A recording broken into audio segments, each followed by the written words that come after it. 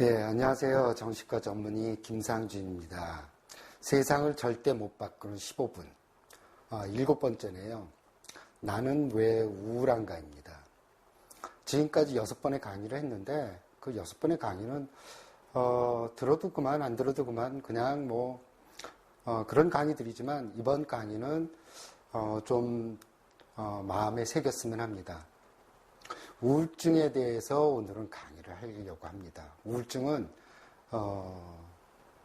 우울증 환자의 10%가 자살로 생을 마감하게 됩니다.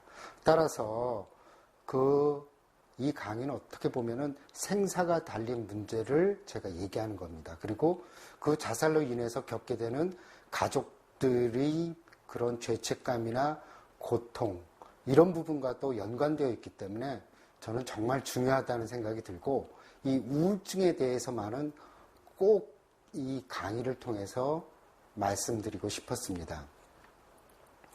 한 5, 6년 전에 한 남성이 불안하고 초조한 증세로 오게 됐습니다. 이유는 뭐냐면 한 달 전에 자신의 아내가 자살한 겁니다. 자살이 굉장히 비극적인 게 부부싸움 하는 도중에 아내가 남편 보는 앞에서 투신을 한 겁니다. 그래서 그로 인한 죄책감, 불안감, 그거를 견딜 수 있는 사람은 없겠죠. 잠도 안 오고, 하루하루가 지옥이었을 겁니다. 그래서 그런 걸 치료하러 오게 됐는데, 자세히 제가 얘기를 들어보니까, 그 부인이, 몇 달 전서부터 계속 집에서 누워만 지내려고 하고, 그래서 자신은 아내가 참 게을러졌다고 생각을 했습니다. 그리고 자꾸만 점점 심해지니까 죽고 싶다는 얘기도 표현도 하고 그 다음에 불안하고 초조하다는 얘기도 많이 했다는 얘기를 했습니다. 사실 그 남편이 죄책감을 가진 이유는 아내가 우울증이었다는 것을 잘 모르고 지냈다는 것. 그리고 또 하나는 부부싸움 도중에 자살을 했기 때문에 자기로 인해서 자살을 하지 않았을까 하는 그런 죄책감을 견디지 못해서 오게 된 겁니다. 우울증의 증세는 사람들이 우울하다, 죽고 싶다, 이렇게만 나타난다고 흔히 생각하는데 우울증은 사실은 전신에 걸쳐서 다 나타나게 됩니다. 첫째, 우울증이 처음 시작할 때는 몸에 기운이 없어지는 걸로 시작을 하게 됩니다. 몸에 기운이 없고 그 다음에 나른하고 자꾸 처지고 집에서 쉬고 싶어지게 됩니다.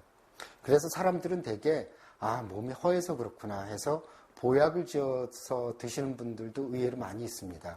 하지만 한 몇째를 먹어도 효과가 없거든요. 그러면 아니면 어떤 몸에 큰 병이 있어서 내가 이렇게 몸이 자꾸 처지는 건 아닌가 해서 종합검진을 받게 됩니다. 하지만 종합검진을 받아도 이상이 없습니다. 이처럼 몸이 처지는 것부터 시작이 되고요. 그 다음에 이제 또 나타나는 게 집중력과 기억력이 굉장히 많이 떨어지게 됩니다. 특히 수험생들이 우울증이 걸리게 되면은 학습량이 10분의 1, 아니 30분의 1도 안 되게 됩니다. 암기가 안 되죠. 그러니까 거의 입시를 앞둔 수험생들조차도 아무리 입시가 코앞에 닥쳐도 공부를 하지 못합니다. 하루에 한 페이지 외우기가 힘들 정도가 되거든요.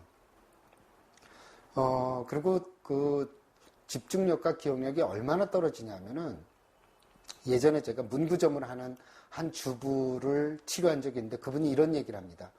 5,000원짜리 물건을 팔고 10,000원을 받았는데 5,000원을 거슬러 줘야 된다는 그 계산조차도 안 된다고 합니다.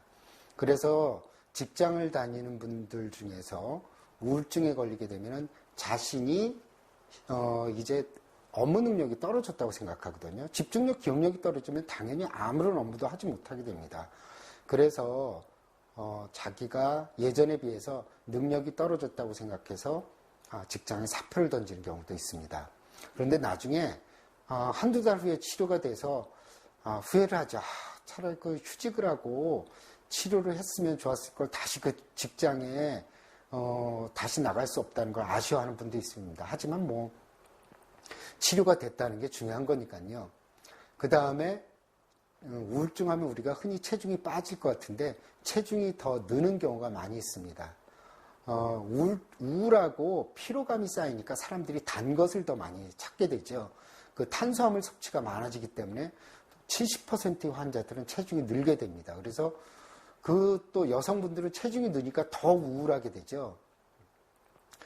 예전에 입었던 옷도 맞지 않게 되고 그러니까 더 짜증이 나게 됩니다. 그래서 실제로 체중이 주는 분은 한 20% 정도뿐이 안 됩니다. 그 다음에는 이제 잠에도 영향을 줍니다. 꿈이 굉장히 많아집니다. 우울증이 오게 되면 그 꿈꾸는 수면이 늘어나게 되거든요.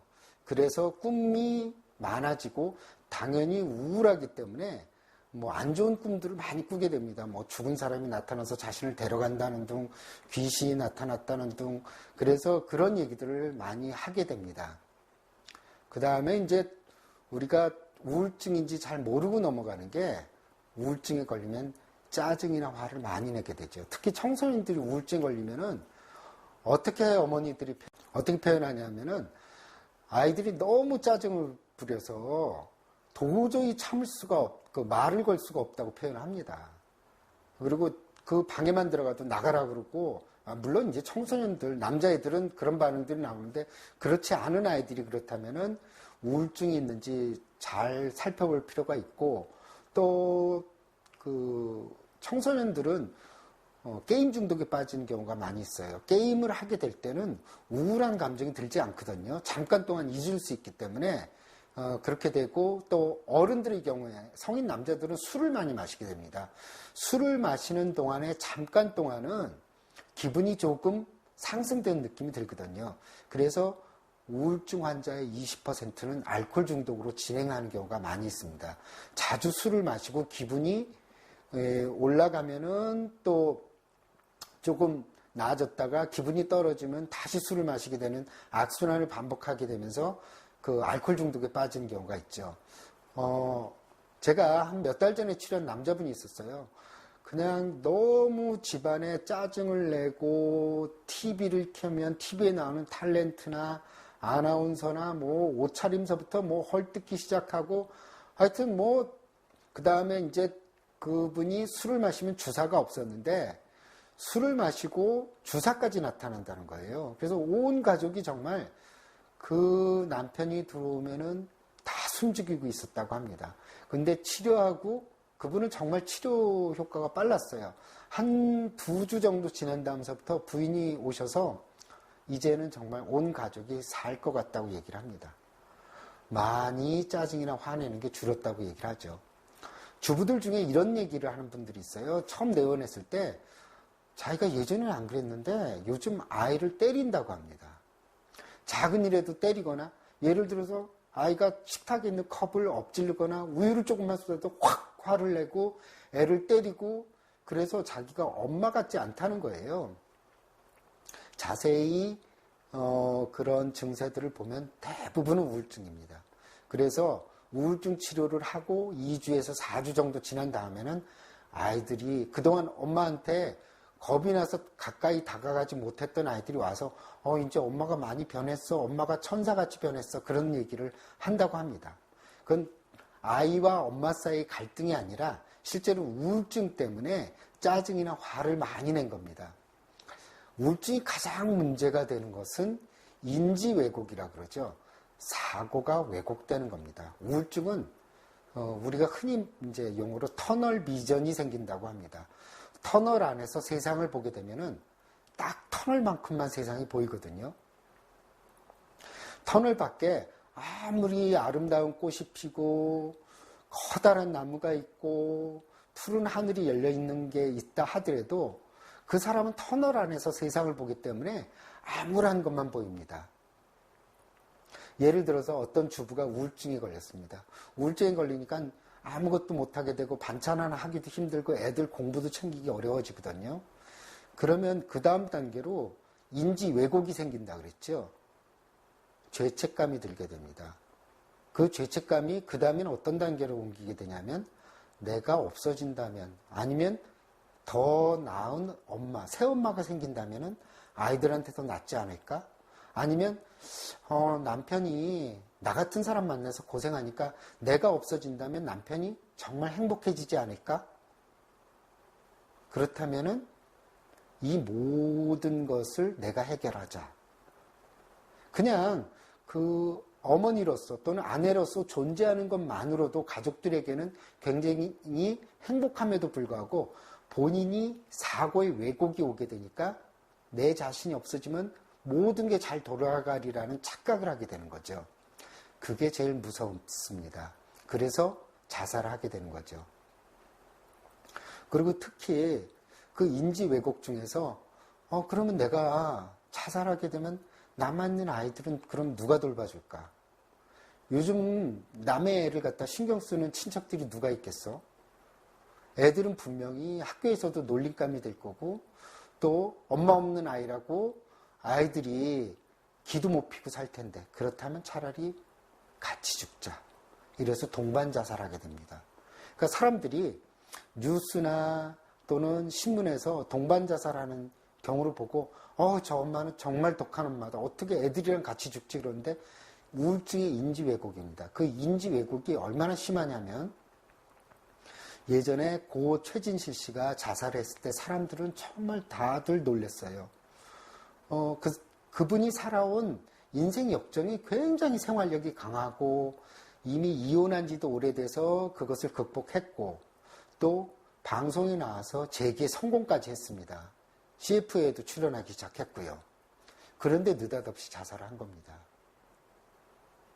그 정말 생떼 같은 어린 아이들을 두고 또 호르몬이를 놔두고 또 사랑하는 남동생을 놔두고 자살을 한 겁니다. 우울증이 그렇게 무섭습니다. 뭐냐면 자신으로 인해서 어떤 가족들에게 피해를 주지 않을까, 또 내가 없어진다면 모든 것들이 다 순조로워지지 않을까 하는 죄책감이 그렇게 만들 수 있습니다. 동생 최진영 씨, 고 최진영 씨 경우도 마찬가지죠. 자기가 돌봐야 될 어린 조카들, 엄마가 없는 어린 조카들, 그리고 이미 자살로 인해서 상처를 받은 어머니가 있음에도 불구하고 자살을 했습니다. 이거는 뭐냐면 자신이 제대로 조카를 돌보지 못할 것 같은 죄책감이 있었을 수도 있고 자신이 없어지면 모든 것은 다 세상이 돌아가리라는 그런 인지 왜곡이 그런 자살을 부르게 됩니다. 사람들은 의아스럽죠. 다 갖추고 있고 정말 책임감도 있고 재기에서 성공하리라고 생각했던 사람이 어떻게 자살을 할 수 있을까 이렇게 생각합니다. 예전에 고 정무원 회장도 마찬가지였죠. 그때 현대그룹이 기울기는 했지만 그래도 재산가 재벌이거든요. 재산도 있고 또 정말 자녀들도 잘 크고 있었고 또 부인의 내조도 굉장히 좋았습니다. 그럼에도 불구하고 자살을 선택한 겁니다. 일반인들이 생각하는 그런 범주가 아닙니다. 그래서 우울증에 걸린 사람들은 이런 얘기를 하죠. 나는 정말 예전에는 어떤 사람들이 자살하나 생각했는데 내가 겪어보니까 자살하는 사람들의 심정을 이해할 것 같다고 합니다. 그 이유는 사고의 왜곡이 그만큼 무섭다는 겁니다. 그리고 우울증의 고통이 그만큼 크다는 거죠. 우울증으로 인해서 어찌됐든 자살은 정말 비극적인 게 가족 6명한테 상처를 준다 그러죠. 평생 씻을 수 없는 죄책감을 남기게 됩니다. 왜 우리는 우리 가족의 자살을 막지 못했을까? 왜 우울한데 그거를 내버려 뒀을까? 이런 것들로 인해서 평생 죄책감을 가지게 됩니다. 그렇다면 우리는 왜 우울증에 걸리는 걸까요? 우울증은 한마디로 말씀드릴게요. 생물학적인 질환입니다. 흔히 우울증은 의지력이나 정신력이 약해서 생긴다고 결론을 짓습니다. 그러니까 우울증은 마음만 잘 먹으면 내가 극복해내면 이겨낼 수 있다고 흔히들 생각합니다.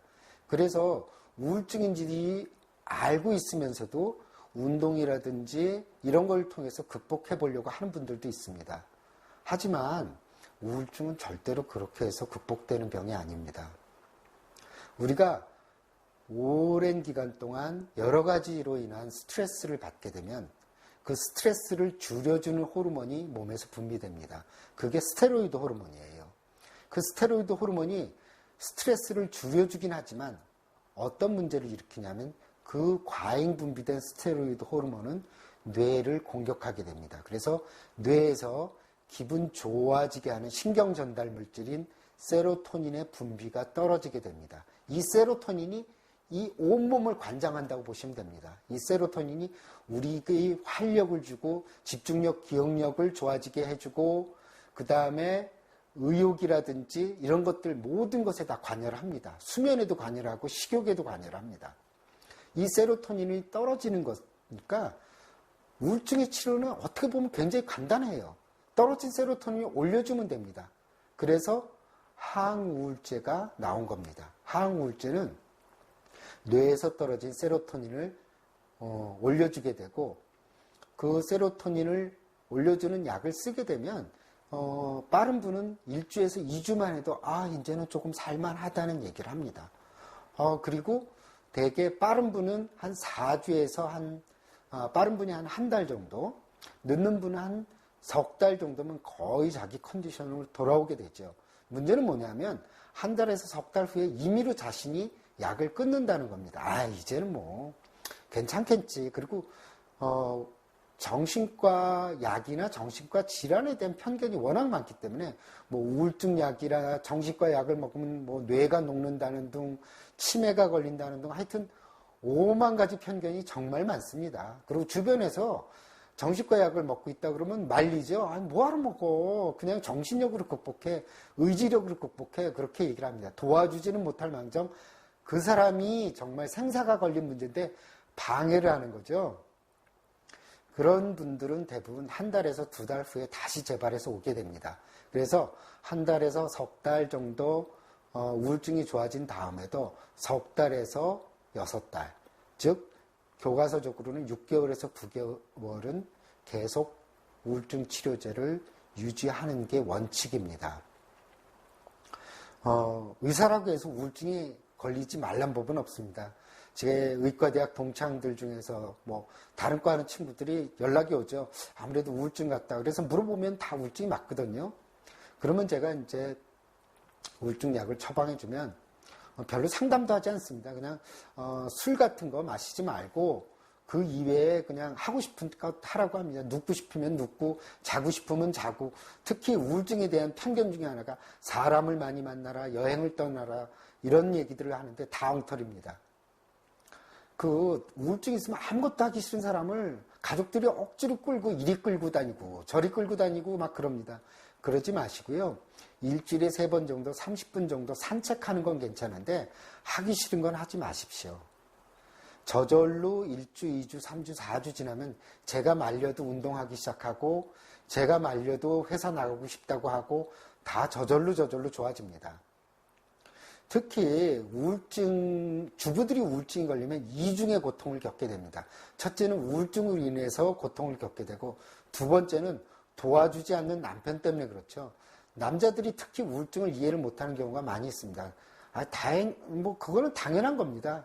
예를 들어서 정신과 의사 말고 탁과 의사들도 우울증에 대해서는 이런 생물학적인 원인이라는 걸 아는 의사들이 많지가 않습니다.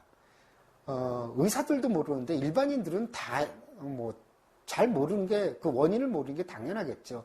그러니까 우울증에 걸렸다고 얘기를 하면은 네가 팔자가 편해서 그렇다. 네가 마음이 편해서 그렇다. 나가서 일을 해라. 돈을 벌어라. 왜 그걸 극복을 못하냐. 의지력이나 정신력이 없어서 그렇다 얘기를 합니다. 그런데 의지력이나 정신력 없는 거 아닙니다. 있는데도 불구하고 뇌의 생물학적인 원인이기 때문에 극복이 안 되는 겁니다.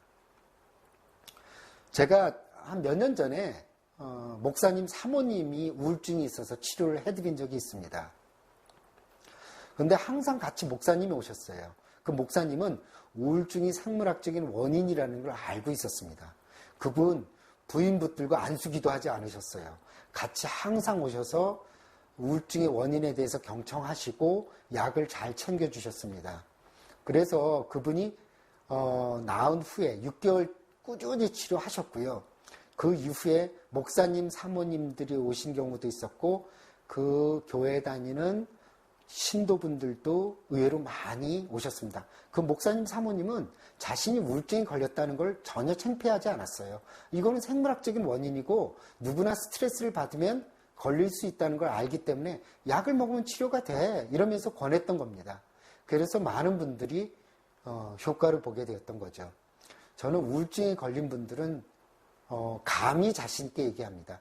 분명히 우울증은 좋아질 수 있다고 얘기를 합니다. 왜냐하면 원인은 뻔하거든요. 세로토닌만 올려주면 됩니다. 그리고 요즘엔 좋은 우울증 약이 너무나 많이 나와 있습니다. 그 약을 쓰게 되면 세로토닌이 올라가는 거고 그 세로토닌이 올라가게 되면 예전의 자신의 모습으로 돌아오게 됩니다. 하지만 우울증을 알고 치료하는 분들은 많지가 않습니다. 미국만 해도 우울증에 걸리고 병원까지 오는데 평균 3년에서 4년 걸린다고 합니다. 그러니까 우리나라는 더하겠죠. 특히 우울증 중에서 감염성 우울증이라는 게 있어요. 여기저기 아프고 위도 아프고 머리도 아프고 기운도 없고 그러다 보니까 내과나 가정의학과에서 오랜 기간 동안 치료를 하는 분들이 있습니다. 근데 아무리 약을 먹어도 낫지가 않거든요. 계속 자신은 기력이 없고 위는 쓰리고 머리는 아프고 차도는 없습니다. 6개월, 1년을 먹어도. 근데 누가 혹시 그거 우울증 아니야 해서 오는 분이 있어요. 그래서 치료를 받고 나서는 정말 그게 다 전문 분야가 있구나. 그렇게 해서 많은 도움을 받았다고 되게 좋아하는 분들도 많이 봤습니다. 그래서 병은 우리가 자랑하라고 했습니다. 자기가 불편하거나 그러면은 얘기를 하다 보면 우울증 치료를 한 분이 있습니다. 그리고 전문가 아닌 분들의 말을 제발 듣지 마세요. 흔히들 저희 병원에 오시는 분들의 대부분은 우울증 치료를 받은 분들만이 다른 분들을 소개합니다. 그런데 우울증 치료를 받지 않은 분이 소개하는 분은 없어요. 그리고 또 편견이 제일 많은 사람들도 정신과 치료를 받지 않은 분들입니다. 왜 정신과 약을 먹어? 왜 그 약을 먹게 되면 평생 못 끊어? 뭐 이런 얘기들을 하거든요. 하지만 우울증 치료제는 절대로 습관성이나 중독성이 생기지 않습니다. 단지 우울증 치료제를 오랜 기간 동안 먹어야 되는 분들이 있어요. 한 5% 정도, 5% 이하에서 그런데 그런 분들은 유전적인 우울증의 경우입니다. 그런 분들은 타고나기를 세로토닌의 분비가 적습니다. 그런 분들은 어쩔 수가 없어요. 약물 치료를 꾸준히 하면서 재발을 방지할 수밖에 없습니다. 그런 분들을 두고 우울증 치료를 평생 하고 약을 한번 먹으면 끊지 못한다는 편견을 가지고 자꾸만 도와주지는 못할 망정 우울증 치료를 열심히 하는 사람들을 방해를 하는 경우가 많이 있습니다. 여러분, 누구나 다 스트레스를 받게 되면 외향적인 성격이든 내성적인 성격이든 또 활달한 분이든 아닌 분이든 저를 비롯해서 누구든지 우울증에 걸릴 수 있습니다. 우울증에 걸리는 건 절대로 창피한 것도 아니고 내가 인생의 패배자도 아니고 의지력이나 정신력이 절대로 약한 게 아닙니다. 단지 당뇨나 고혈압과 똑같다고 보시면 됩니다. 당뇨병이 인슐린이 안 나와서 생기듯이 스트레스를 많이 받았기 때문에 뇌의 세로토닌이 떨어진 것일 뿐입니다. 따라서 우울증은 그렇게 상담 치료가 중요하지 않아요. 약물 치료가 저는 99%라고 확신합니다. 약물 치료를 하게 되면 우울증은 분명히 좋아질 수 있고 저는 우울증을 통해서 정신과 의사라는 자부심을 굉장히 많이 느꼈습니다. 상담 중에 곧 정말 자살할 것 같은 분들, 백척간도에 서 있다고 하죠.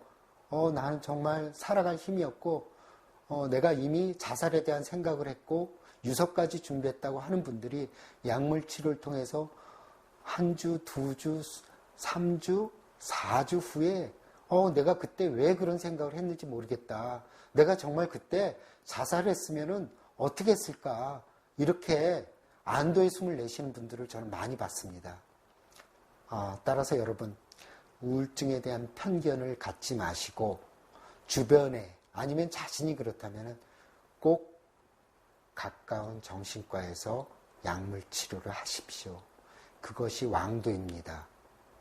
여러분, 이번 강의는 꼭 잊지 마시기 바랍니다. 오늘은 이것을 마치겠습니다. 감사합니다.